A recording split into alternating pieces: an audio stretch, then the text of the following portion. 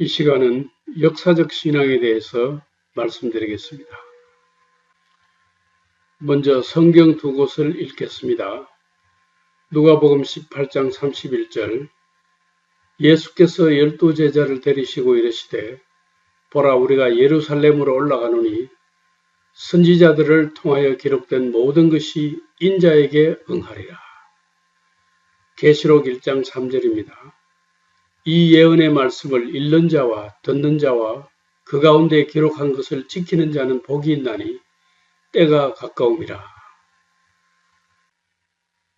강의 목차는 첫째, 역사란 무엇인가? 둘째, 역사의 바탕을 둔 신앙. 셋째, 한눈에 보는 교회사. 넷째, 한눈에 보는 교리사. 이렇게 강의를 진행하려고 합니다. 역사는 첫째, 사건으로서의 역사가 있습니다. 일어난 모든 사건이 다 역사가 됩니다. 둘째, 기록으로서의 역사가 있습니다. 일어난 모든 사건 중에서 특별히 역사를 기록하는 사람이 그 모든 사건들 가운데서 의미 있는 사건만을 선택해서 기록을 합니다. 선택해서 기록된 사건, 이것이 바로 기록으로서의 역사입니다. 구원의 역사는 구원을 관점으로 해서 사건을 선택해서 기록하는 것입니다.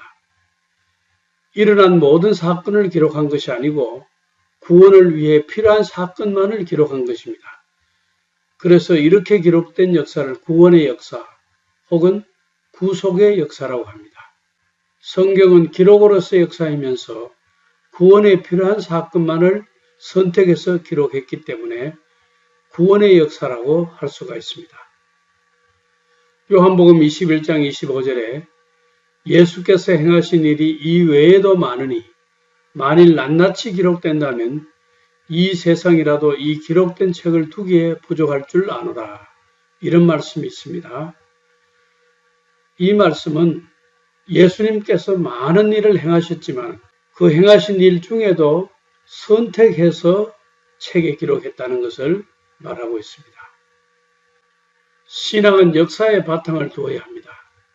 요한복음 19장 28절을 보면은 예수께서 모든 일이 이미 이루어진 줄 아시고 성경을 응하게 하려 하사 이르시되 내가 목마르다 하시니 이런 말씀이 있습니다. 예수님의 모든 하신 일들은 성경을 응하게 하시기 위해서 하셨다는 것을 알 수가 있습니다. 구약성경 10편 69편 21절에 보면은 그들이 설계를 나의 음식물로 주며 목마를 때에는 초를 마시게 하여 사오니 이런 말씀이 있습니다. 구약성경 10편 69편 21절의 말씀을 응하게 하시려고 예수님께서 십자가에서 목마르다는 말씀을 하셨다는 것입니다. 또 요한복음 19장 36절에는 이 일이 일어난 것은 그 뼈가 하나도 꺾이지 아니하리라 한 성경을 응하게 하려 함이라는 말씀이 있습니다. 구약성경 10편 34편 20절에 그의 모든 뼈를 보호하시며 그 중에서 하나도 꺾이지 아니하도라는 말씀이 있습니다. 이 말씀이 예수님에게서 응해졌다는 것을 요한복음은 기록하고 있습니다. 또 다른 성경에 그들이 그 찌른 자를 보리라 하였느니라는 말씀이 있습니다. 이 요한복음 19장 37절의 말씀은 구약성경 스가랴서 12장 10절의 말씀이 이루어진 말씀이라는 것입니다. 그들이 그 찌른 바 그를 바라보고 그를 위하여 애통하기를 독자를 위하여 애통하듯 하며 하는 말씀이 있습니다. 여기에 찌른 바 그를 바라보고 이 말씀을 응하게 하기 위해서 로마 병정이 예수님을 창으로 찔렀다는 사실을 알 수가 있습니다. 그러니까 예수님에게서 이루어진 하나하나의 사건은 구약 성경에 이미 예언되고 기록된 바를 응하게 하려고 이루어졌다는 것을 말하고 있습니다. 사도행전에 나타난 세 사람의 설교를 비교해 보겠습니다. 이 사도행전에 나타난 세 사람의 설교는 역사의 바탕을 둔 설교였습니다. 이 역사는 바로 구약 성경을 말합니다. 그 당시에는 신약 성경이 없었기 때문에 구약 성경에 바탕을 두고 역사적으로 구약 성경에 있는 내용을 중심으로 설교를 했습니다. 베드로는 오순절에 예루살렘에서 설교했고, 스데반은 예루살렘 성 밖에서 설교했고, 바울은 비시디아 안디옥에서 설교했습니다. 이 세 사람의 설교가 사도행전에 나타나 있습니다. 먼저 베드로의 설교를 살펴보겠습니다.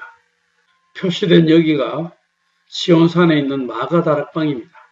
바로 이 마가다락방에서 기도하던 예수님의 제자들이 오순절에 성령을 체험했습니다. 시온산에 있는 마가다락방이 여기고, 여기서 내려오면은 성전으로 올라가는 오펠 지역이 나오고, 조금 더 앞으로 나아가게 되면은 이 황금사원 자리가 예수님 당시에 헤롯 성전 자리입니다. 그러면 베드로가 설교했던 자리는 어딜까? 이 오순절 마가다락방 여기서 설교를 했을까? 그렇지 않으면은 성전 뜰에서 설교했을까? 성경에 분명하게 장소를 가리키고 있지는 않습니다만 마가다락방에서 성전 사이 이북은 어딘가에서 베드로가 설교했다고 생각되어집니다. 여러분들이 보시는 이 그림은 결례소입니다. 유대인들이 명절에 예루살렘 성전에 올라가기 전에 결례를 행하고 올라가는데 왼쪽에는 들어가는 사람이고 오른쪽에는 나오는 사람입니다. 물에 들어가서 몸을 깨끗이 하고 나오는데 들어가는 사람과 나오는 사람이 서로 부딪히지 않게 하기 위해서 가운데 이렇게 칸막이를 해두었습니다. 물에서 깨끗하게 하고 나오는 사람도 들어가는 사람하고 부딪히게 되면 더러워지기 때문에 이렇게 가운데 칸막이를 하고 들어가는 입구와 나오는 입구를 달리 했습니다. 예루살렘 앞에 결례소가 남아있는 유적터가 있습니다. 이것이 결례소인데 저희들이 가서 사진 찍다가 보니까 이 그림자도 비춰서 같이 나왔네요. 가운데 칸막이가 있었고 한쪽은 들어가는 쪽이고 한쪽은 나오는 쪽이었습니다. 옛날에는 밑에 여기에 물이 고여 있었겠죠. 베드로의 설교를 듣고 3,000명이 회개하고 세례를 받았다는데 어디서 세례를 받았을까? 그들이 세례받을 물이 있어야 되고 또 초대교회 때는 요즘 장로교에서 세례를 하는 것처럼 물을 머리에 찍어서 바르는 것이 아니고 물에 들어가서 완전히 몸을 잠갔다가 나오는 침례를 했기 때문에 몸을 잠글 수 있는 물이 있어야 합니다. 제가 생각할 때 베드로의 설교를 듣고 3,000명이 회개한 사람들 중에서 세례받는 장소로 유대인들의 결례소를 사용했다는 생각이 듭니다. 이 결례소는 예루살렘 성전으로 올라가는 입구에 있는 결례소인데 이런 결례소가 그 당시에 여러 개 있었습니다. 여러 개 있어야 예루살렘 성전에 모이는 많은 사람들이 결례를 할 수 있었겠죠. 베드로의 오순절 설교를 보면은 역사를 인용한 설교였습니다. 다윗의 말과 요엘의 말을 인용했습니다. 구약 성경의 예언을 통해 예수 그리스도의 죽음과 부활을 설명하고 이스라엘 사람들을 향해서 너희가 십자가에 못 박은 이 예수를 하나님이 주와 그리스도가 되게 하시느니라고 설교했습니다. 그리고 너희가 회개하여 각각 예수 그리스도의 이름으로 세례를 받고 죄사함을 받으라. 그리하면 성령의 선물을 받으리라고 설교를 듣는 사람들이 어떻게 하면 될 것인지 방향을 제시해 주었습니다. 베드로의 설교를 분석해 보면은 구약의 예언, 즉 역사를 통해 예수를 증거하고 청중들의 잘못을 지적하고 청중들이 어찌할까 하는 반응을 하면은 해결 방안을 제시해 주었습니다. 그야말로 설교의 요건을 완벽하게 갖춘 모범적인 설교였습니다. 요즘 신학교에서 설교학을 가르치는데 이 설교학의 가장 모범적인 설교가 바로 사도행전에 나타난 설교들입니다. 스데반과 바울의 설교를 포함해서 사도행전에 나오는 설교들을 보면은 다 위의 구성 요소를 갖추고 있습니다. 스데반의 설교를 살펴보기로 합시다. 스데반은 예루살렘 성 밖에서 유대인들에게 설교하다가 돌에 맞아 순교했습니다. 왼쪽에 보이는 사진이 스데반이 순교한 자리에 세워진 스데반 순교 기념교회입니다.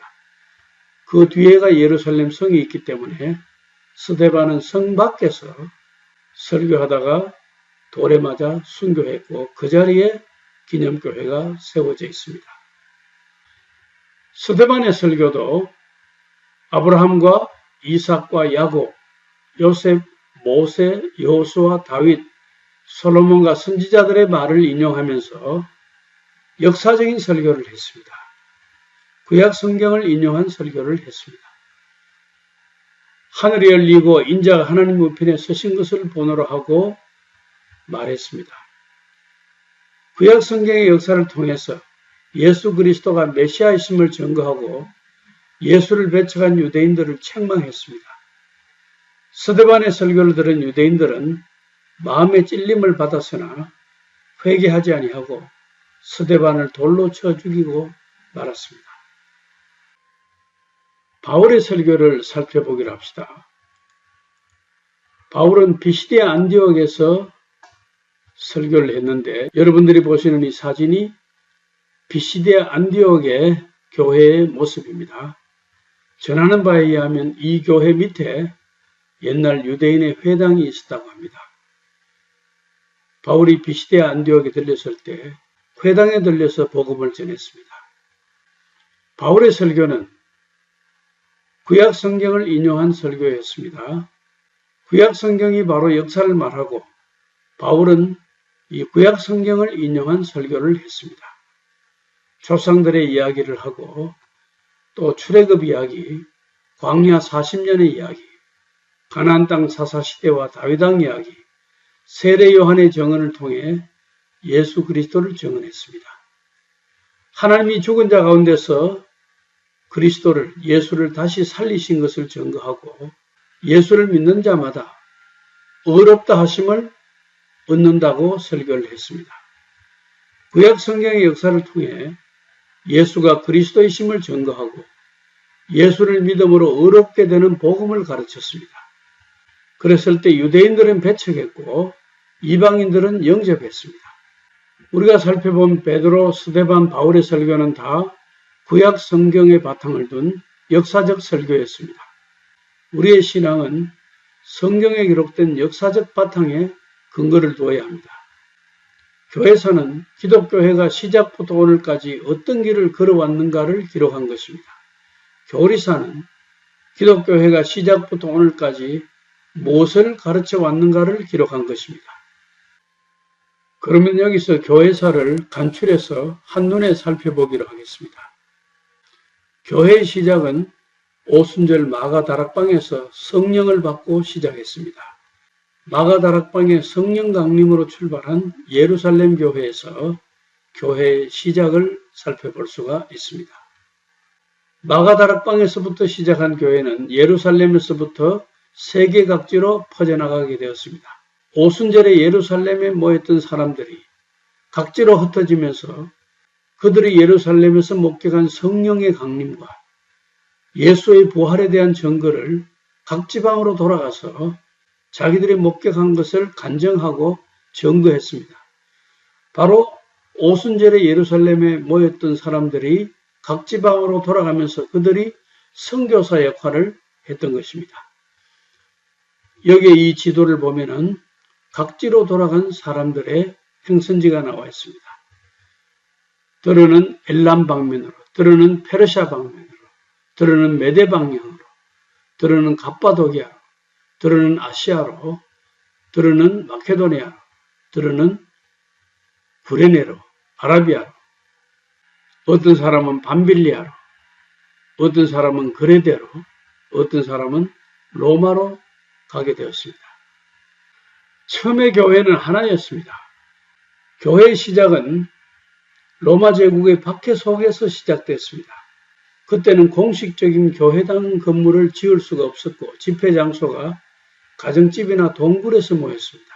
박해 중에 교회당을 외부에 공식적으로 지을 수도 없고 숨어서 집회를 하면서 가정집이나 동굴에서 모였습니다. 그러다가 로마 황제 콘스탄티누스 황제에 와서 로마 황제가 크리스찬이 되면서부터 기독교가 허락이 되고 공인이 되었습니다. 313년에 밀라노 칙령을 통해서 이제는 기독교를 로마 제국 안에서 믿어도 좋다는 종교로 인정을 해주게 되었습니다. 이때부터 교회 건물이 비로소 지어지기 시작했습니다. 따라서 현존하는 교회 건물 중 가장 오래된 것은 4세기에 지어진 것입니다. 하나였던 교회가 동서로 분리되게 되었습니다. 이것은 로마 제국의 분리와 맞물려 있습니다. 로마 황제 데오도시우스 1세가 죽으면서 자기의 두 아들에게 로마 제국을 동서로 나누어서 갈라주었습니다. 그것이 AD 395년이었습니다. 로마 제국은 동서로 갈라졌지만 교회는 처음에는 동서로 갈라지지 않았습니다. 그러다가 1054년에 와서 교회도 동서로 갈라지게 되었습니다. 여러분들이 보시는 이 지도가 동로마 제국과 서로마 제국의 지도인데 여기에 자줏빛깔로 된 부분은 동로마 제국이고 초록빛깔로 된 이 지역들은 서로마 제국의 지역들입니다. 이 동로마 제국의 지역들을 보면은 예루살렘이라든지 콘스탄티노플이라든지 그리스라든지 아프리카라든지 이집트라든지 이 지역들은 다 동로마 제국의 지역이고 서로마 제국은 로마와 이태리, 서유럽 지역, 또 스페인, 영국 이렇게 서로마 제국 지역에 속하게 되었습니다. 동방교회를 정교회라고 하는데 동방교회에 속한 지역이 콘스탄티노플, 그리스, 시리아, 안디옥, 예루살렘, 이집트 등이었고 서방교회를 로마 천주교회라고 하는데 서방교회 지역에 속한 지역들이 로마와 서유럽 지역이었던 것을 알 수가 있습니다. 동방교회 본부는 콘스탄티노플의 성소피아 교회입니다. 그리고 서방교회 본부는 로마의 성 베드로 교회였습니다. 교회가 이제 동서로 둘로 완전히 갈라졌던 것을 볼 수가 있습니다. 그리고 로마 제국은 동로마 제국이 기독교 제국을 유지하다가 동쪽에서 침략해오는 오스만 터키에 의해서 1453년에 멸망했습니다. 그런데 이 오스만 터키는 자기들이 가지고 있었던 종교가 있었습니다. 그것이 바로 이슬람교입니다. 그래서 이 이슬람교를 정복지에 확산함으로써 오스만 터키가 지배하던 지역이 다 이슬람화가 되고 그리스만 유독하게 정교회, 기독교로 남아있게 되었습니다. 서로마 제국은 476년 야만족의 침략으로 몰락했지만 로마 천주교회는 침략해오는 야만족들을 로마 천주교회로 개종을 시켰습니다. 그래서 서로마 제국은 멸망했지만 서로마 제국의 종교였던 로마 천주교회는 계속해서 발전할 수 있게 되었던 것입니다. 야만족으로 불리었던 게르만족, 프랑크족, 겔트족, 훈족, 반달족 등이 이룬 나라가 오늘의 독일, 프랑스, 영국, 헝가리 등 유럽 여러 나라들입니다. 독일을 중심으로 신성로마 제국을 만들었지만 이 신성로마 제국은 후일에 나폴레옹이 등장함으로 신성로마 제국이 종식되고 말았습니다. 여러분들이 이 지도를 보시면은 이 가운데 부분이 신성로마 제국이었습니다. 서양 중세는 참으로 단조로운 사회였습니다. 정치는 신성로마 제국으로 다스려지고 종교는 로마 천주교회였고 경제는 봉건제도로서 땅 주인인 영주와 농노의 자급자족적인 농업경제였습니다. 언어는 라틴어를 사용하고 있었습니다. 중세 유럽은 동로마 제국 지역보다 못 살았고 문화적으로도 뒤떨어져 있었습니다. 그러다가 십자군 전쟁이 일어나서 십자군들이 예루살렘을 점령하기 위해서 동방으로 진출해 나왔습니다. 그래서 동방의 문화를 보고 배워서 르네상스 운동이 일어나게 되었습니다. 농업기술도 발달해서 자급자족인 농산물들이 이제는 먹고 남는 잉여농산물이 생기게 되었습니다. 이 남는 농산물을 판매하다 보면은 판매하는 시장이 생기게 되었고, 이 시장을 중심으로 사람들이 모이다 보니까 도시가 발달하게 되었습니다. 그리고 이 도시 안에서 장사하는 상인들이 출현하게 되었고, 자연적으로 자본가들이 생기게 되었습니다. 자본가들이 생기니까 이제 공장도 짓게 되고, 또 생산한 물건을 배달하는 서비스 산업도 출현하게 되었습니다. 그래서 중세의 단조로운 사회가 근세 자본주의 사회로 옮겨가고, 르네상스와 종교개혁 운동이 일어나면서 사회적 변화가 일어나게 되었습니다. 그래서 서양 근세는 다양화된 사회가 되었습니다. 정치는 개별 국가들로 이제는 나누어졌습니다. 하나의 신성 로마 제국이 아니고 각 나라별로 민족 국가가 일어나게 되었습니다. 그리고 종교는 로마 천주교에서부터 이제 개신교회가 생겨나게 되었습니다. 경제는 봉건적인 농업 사회 속에서 이제는 자본주의 경제가 생겨나게 되었습니다. 언어는 하나의 통일된 라틴어에서 이제 각 나라별로 각국 언어가 사용되게 되었습니다. 독일어, 불어, 영어 이렇게 이제 각 나라별로 언어를 각기 사용하게 되었습니다. 종교개혁 운동으로 서방교회 즉 로마 천주교회에서 개신교회가 나타나게 되었습니다. 프로테스탄트란 말은 항거하는 자들이란 말인데 로마 천주교 가르침에 항거하는 사람들을 가리킵니다. 종교개혁의 배경은 교회의 본래 모습인 초대교회의 모습으로 돌아가자는 운동입니다. 개혁신학자들은 개신교가 로마 천주교에서 분리되어 나왔다고 해석하기보다는 로마 천주교회가 교회의 본래 본질을 이탈했기 때문에 참된 교회의 모습으로 되돌아가자는 운동이 종교개혁 운동이었다고 해석을 합니다. 복고운동이 일어났습니다. 르네상스는 고대 그리스 로마 문화를 다시 살려내자는 운동이었고, 종교개혁 운동은 고대 초기 교회의 모습을 다시 살려내자는 운동이었습니다. 그래서 고전의 연구를 통해서 성경을 원어인 헬라어와 히브리어로 읽게 됨으로써 중세 라틴어 성경의 오류를 발견하게 되었습니다. 활판 인쇄술의 발달로 개혁 사상이 널리 퍼지게 되어서 빠른 시간 안에 많은 사람들의 공감을 얻게 되었습니다. 교회론을 보면은 마태복음 16장 18절에 예수님께서 베드로에게 내가 네게 이르노니 너는 베드로라. 내가 이 반석 위에 내 교회를 세우리니 음부의 권세가 이기지 못하리라는 말씀이 있습니다. 이 말씀을 해석함에 있어서 로마 천주교회는 인간 베드로 위에 교회를 세웠다. 개신교에서는 인간 베드로가 아니고 베드로가 고백한 반석 같은 신앙 고백 위에 교회를 세웠다. 이렇게 해석을 달리하고 있습니다.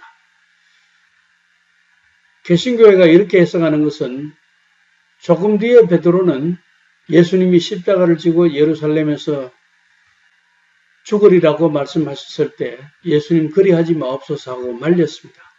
그때 예수님께서 베드로에게 사탄아 물러가라고 하셨습니다. 조금 전에는 베드로가 성령으로 예수를 그리스도라고 신앙을 고백했던가 하면은 조금 뒤에는 베드로가 사탄의 유혹을 받아서 예수님께서 십자가를 지시지 말라고 권했습니다. 베드로는 성령의 권함을 받았다가 또 마귀에 유혹되었다가 이렇게 불완전한 인간인데 베드로 위에 교회를 세우면 항상 흔들릴 수밖에 없기 때문입니다. 개신교회는 교회 전통보다 오직 성경, 사람의 업적이나 공적보다 오직 믿음으로 어떤 면죄부나 대가보다 오직 은혜로 구원받는다. 이렇게 믿고 있습니다. 그래서 개신교의 특징을 간단한 말로 요약하면 오직 성경, 오직 믿음, 오직 은혜 이렇게 요약할 수가 있습니다. 로마 천주교회는 교회를 통해 개인을 바라봅니다. 전체를 통해 개인을 바라보는 것은 전체주의 사상입니다. 로마 천주교회는 전체 교회의 가르침이 중요합니다. 로마 천주교회가 제도화되고 교황의 권력이 너무 커져서 개인의 신앙과 양심의 판단보다도 교회의 권위와 교황권이 너무 강화되어 성경의 권위와 개인의 양심과 판단이 약화되었습니다. 개인이 볼 때 나는 희게 보이는데 교황이 검다고 하면은 흠은 것입니다. 그런데 이 로마 천주교의 장점은 교회 분열이 없습니다. 왜냐하면 분열된 사상은 용납이 되지 않기 때문입니다. 개신교는 개인을 통해 교회를 바라봅니다. 개인을 통해 국가를 바라보는 것은 민주주의의 기초입니다. 개신교회는 개인의 판단과 양심이 중요합니다. 교회는 보이는 제도와 건물이 아니라 하나님의 백성들의 모임 자체가 교회입니다. 예수님의 가르침에서는 한 사람이 중요합니다. 99마리의 양을 두고 잃어버린 한 마리 양을 찾으시는 것이 예수님의 정신이었습니다. 그런데 개신교의 단점은 분열로 많은 교파가 생겼다는 것입니다.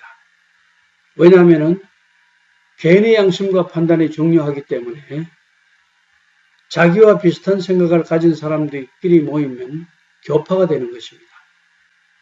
전체 교회의 가르침도 자기 개인의 판단과 양심과 틀리면은 분리해 나왔던 것입니다. 이것이 개신교의 약점이었습니다. 로마 천주교는 평신도들이 성경을 읽지 못하게 했습니다. 잘못 이해할 소지가 있다는 이유였습니다. 성만찬 시에 평신도들에게 떡만 주고 잔을 주지 않았습니다. 하나님과 신도들 사이에 중보자도 여러 성인들이 많았습니다.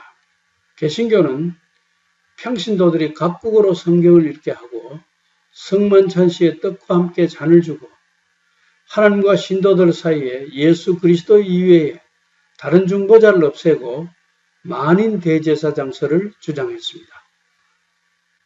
로마 천주교회는 중세 기득권 세력과 손을 잡고 신흥 자본가들과 대립각을 세우고 있을 때에 개신교회는 자본주의 이론을 긍정적으로 정립함으로써 개신교 나라가 비교적 잘 사는 계기가 되었습니다.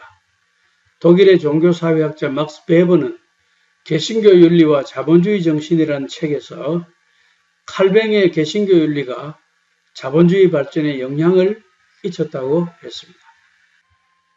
개신교 신학은 직업의 소명감을 강조했습니다. 성직과 세속 직업 간의 차별을 없애고 모든 직업을 신성시하게 되었습니다. 루트교나 장로교나 성공회, 후일의 감리교, 또 침례교까지 수많은 개신교회가 생겨나게 되었습니다. 이제 신앙 고백에 대해서 간단하게 한눈에 살펴보겠습니다.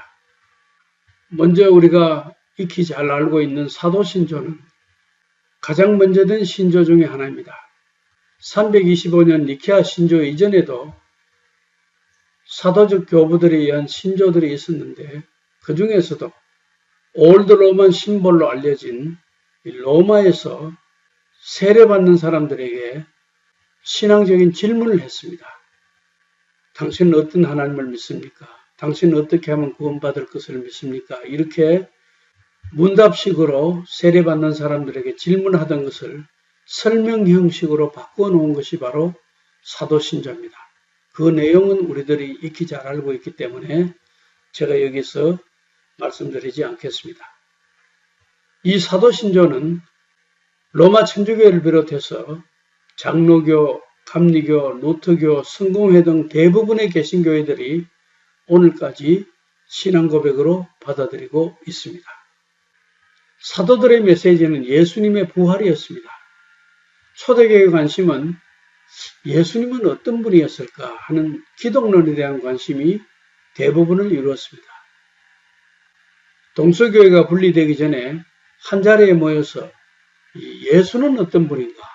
기독론을 토론하고 신조를 만들었습니다. 동서교회가 한 자리에 모였기 때문에 이 회의를 에큐메니칼 회의라고 합니다. 그리고 여기에서 결정된 내용들을 신조들이라고 합니다. 7번에 걸쳐서 회의가 열렸는데 그 회의에 대해서 살펴보기로 하겠습니다. 먼저는 제1차 에큐메니칼 회의는 325년에 열렸는데 개최 장소는 니케아의 콘스탄티누스 황제 왕궁이었습니다. 니케아는 현재 터키의 이즈닉입니다. 이즈닉은 이스탄불의 동남쪽으로 3시간 정도 거리에 있습니다. 그때 소집자는 콘스탄티누스 황제였습니다. 여러분들이 보시는 이 사진이 바로 그 당시 니케아 회의가 열렸던 장소인데 지금은 아무런 건물도 없고 이 터만 남아 있습니다. 이 회의에서 결정된 내용은 예수는 완벽한 하나님이시다 하는 것을 결정했습니다. 그리고 아리우스주의를 이단으로 정죄했습니다. 아리우스주의는 어떤 사상을 가지고 있었냐면은 예수를 단순한 사람이라고 하므로 예수의 하나님 되심, 신성을 부정했던 것입니다. 두 번째 에큐메니칼 회의는 콘스탄티노플의 이레네 교회에서 열렸습니다. 왼편에 보이는 이 사진이 이레네 교회 사진인데 지금도 이 교회 모습이 남아 있습니다. 소집자는 데오도스 1세였습니다. 2차 회의에서 결정된 중요한 내용은 예수는 완벽한 사람이시다 하는 것입니다. 그리고 아폴리나리우스주의를 정죄했습니다. 이 아폴리나리우스주의는 예수는 사람의 몸을 가졌지만 사람의 마음은 가지지 않고 하나님의 마음을 가졌다고 하므로 예수가 완전한 사람이라는 것을 부정했던 것입니다. 1차 회의에서는 예수는 완벽한 하나님이시다. 2차 회의에서는 예수는 완벽한 사람이시다. 이런 결정을 했던 것을 알 수가 있습니다. 3차 에큐메니칼 회의에서는 예배소의 마리아 교회에서 개최되었습니다. 소집자는 데오도시우스 2세였습니다. 왼쪽에 보이는 이 사진이 마리아 교회의 오늘의 모습입니다. 여기서 결정한 내용은 예수 안에서 신성이 인성을 지배하여 통일된다는 것이었습니다. 네스토리우스주의를 이단으로 정죄했습니다. 네스토리우스주의는 예수 안에서 인성과 신성이 뚜렷하게 구분되고 분리된다고 했습니다. 이 사상을 이단으로 정죄했습니다. 예수는 신성과 인성이 있지만은 분리되고 구분되는 것이 아니라 신성이 인성을 지배해서 통일된다는 결정을 했습니다. 제4차 에큐메니칼 회의는 451년에 칼케톤의 유페미아 교회에서 개최되었습니다. 칼케톤은 현재 이스탄불 앞에 있는 카디교회를 말합니다. 소집자는 마르시안 황제였습니다. 4차 회의에서 결정된 내용은 예수는 완전한 사람이시요 완전한 하나님이시다. 신성과 인성을 동시에 인정한 것입니다. 유티케스주의를 이단으로 정죄했습니다. 유티케스주의는 그리스도 안에서 신성이 인성을 지배해서 신성만 나타나서 그리스도와 하나님은 동일 본질이지만 그리스도와 사람은 동일 본질이 아니다. 이렇게 함으로써 예수의 신성만을 주장하는 단성론적인 입장의 한 갈래가 되었습니다. 예수는 신성과 인성을 동시에 가지고 있는데 신성만을 강조하는 유티케스주의를 이단으로 정죄했습니다. 제5차 에큐메니칼 회의는 553년에 콘스탄티노플에 있는 성소피아 교회에서 개최되었습니다. 소집자는 당시 황제였던 유스티아누스 황제였습니다. 여러분들이 보시는 이 왼편의 사진이 성소피아 교회인데 당시 유스티아누스 황제가 지었던 성소피아 교회가 오늘까지도 그 모습을 이렇게 잘 간직하고 있습니다. 5차 회의의 결정 내용은 예수 그리스도는 신성과 인성의 분명한 양성을 가지되 신성을 중심으로 한 인격 안에 조화롭게 통합되어 있다고 주장했습니다. 단성론을 이단으로 배격했습니다. 단성론은 예수의 신성만을 인정하는 것을 말합니다. 제6차 에큐메니칼 회의는 콘스탄티노플의 성소피아 교회에서 개최되었는데 5차 회의와 같은 장소입니다. 소집자는 당시 황제였던 콘스탄티누스 4세였습니다. 5차 회의 때 사진은 여름에 찍었고 6차 회의 때 사진은 겨울에 찍었기 때문에 사진이 계절마다 좀 달리 나와 있습니다.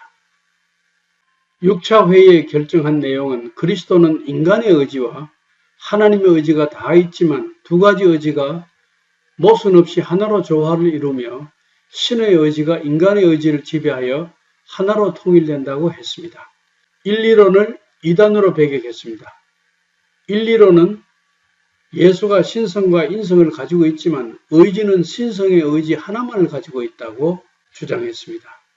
예수 그리스도의 본성이 신성도 있고 인성도 있지만은 의지도 신의 의지와 인간의 의지가 다 있다는 것입니다. 예수는 신의 의지만 가지고 있다는 1이론을 주장하게 되면 완전한 인간이라는 것을 부정하기 때문에 1이론을 2단으로 규정했습니다. 제7차 에큐메니칼 회의는 787년에 니케아의 성소피아 교회에서 개최되었습니다. 소집자는 당시 황제였던 콘스탄티누스 6세가 소집했습니다. 7차 회의에서 결정된 내용은 성상을 인정했습니다. 하나님은 어떤 형상으로든지 만들 수 없지만 사람의 모습을 한 예수의 성화나 성상은 만들 수 있으며 성인들의 성화나 성상도 만들 수 있다고 결정했습니다. 그러나 숭배를 위한 것이 아니고 존경을 위해서 만들 수 있다고 했습니다. 성상이라는 것은 성화나 조각품이나 십자가 등을 말합니다.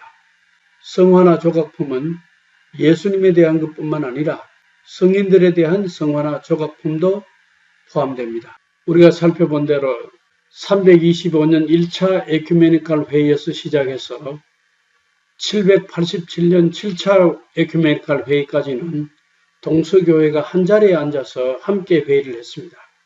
그래서 이 회의를 에큐메니칼 회의라 그러고 거기서 논의된 의제는 다 예수가 누구냐 하는 기독론적인 의제를 다루었습니다. 종교개혁을 통해서 생겨난 개신교의 신앙 고백들을 살펴보겠습니다. 첫째로 아거스부르크 신앙 고백인데 이것은 루터교 신앙 고백입니다. 그리고 제1 스위스 신앙 고백, 제2 스위스 신앙 고백, 이것은 스위스 교회의 신앙 고백입니다. 쭈빙글리의 후계자인 불링그가 만든 신앙 고백입니다. 그리고 하이델베르그 요리문답은 독일에서 생겨난 개혁교의 신앙 고백으로서 칼뱅의 사상을 상당히 많이 포함하고 있습니다. 도르트 신조는 네덜란드 교회의 신앙 고백입니다. 칼뱅의 사상을 이어받은 신앙 고백으로 칼뱅의 5대 강령의 내용이 여기에 포함되어 있습니다. 웨스트민스터 신앙 고백은 영국 웨스트민스터 사원에서 만들어진 신앙 고백인데 스코틀랜드 장로교회의 고백과 일치하는 신앙 고백입니다. 로마 천주교회는 개신교의 신앙 고백에 대항해서 다시금 자기들의 신앙 고백을 확인했는데 트렌트에서 회의를 소집하고 개신교에 대응하는 신앙 고백을 천명했습니다. 트렌트 회의의 주요 결정 내용을 보면은 로마 천주교회가 개신교회가 어떤 점이 차이점이 있는지를 알 수가 있습니다. 그 내용을 살펴보면은 성수만이 신앙생활의 유일한 기준이 아니고 교회 전통도 기준이다. 라테란 회의에서 결정한 성만찬에 있어서 화채설을 재확인했습니다. 이 화채설이라는 것은 성만찬 시에 신부가 기도한 다음에 떡과 잔이 실제로 예수의 살과 피로 실체가 바뀐다는 겁니다. 또 이 화채설을 부정하고 만인제사장을 주장하는 개신교 신앙 고백을 2단으로 규정했습니다. 개신교회는 성례를 두 가지만 인정합니다. 세례와 성만찬만 인정합니다. 그런데 로마 천주교에서는 7가지 성례를 인정합니다.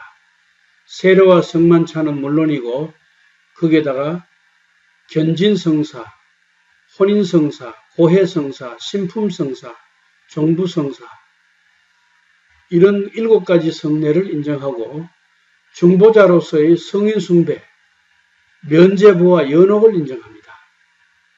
또 성서관에 있어서 70인역을 따라서 구약 성경을 46건으로 인정합니다. 우리 개신교회는 39건만 인정하는데 천주교회는 외경의 일부까지 받아들여서 구약 성경을 46건으로 인정하고 있습니다. 1870년 바티칸 회의는 마태복음 16장 18절을 토대로 교회는 베드로 위에 세워졌으며 누가복음 22장 32절을 토대로 회개한 뒤에 베드로는 오류를 범하지 않았다고 하면서 베드로의 후계자인 교황의 가르침도 오류가 없다고 주장했습니다. 또한 동정녀 마리아는 흠이 없으며 지상의 생활을 완성하고 몸과 영혼이 성천했다고 주장합니다. 지금까지 교회가 걸어온 발자취를 간단하게 한눈에 살펴보았습니다. 교회가 가르쳐온 내용을 간단하게 한눈에 살펴보았습니다. 예수님 시대에는 구약 성경만 있던 시대입니다. 그래서 베드로, 스데반, 바울은 구약 성경을 토대로 설교를 했습니다. 신앙은 구약 성경에 뿌리를 두었습니다. 오늘 우리는 신구약 성경이 있는 시대에 살고 있습니다. 우리는 신구약 성경에 뿌리를 둔 신앙을 가져야 합니다. 역사적 신앙은 신구약 성경에 바탕을 두고 흔들리지 않는 신앙이 역사적 신앙입니다.